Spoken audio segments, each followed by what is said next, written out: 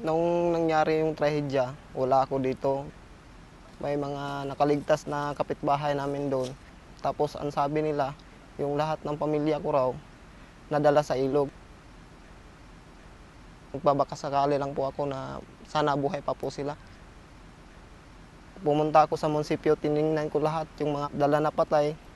Tiningnan ko sa mga koronarya, wala pa rin sila hanggang ngayon. Bumalik ulit ako dito dahil may mga bagong nakuha na patay. Tinitingnan ko baka sakali na may isa na makuha ko para mapailibing namin na mapayapa siya.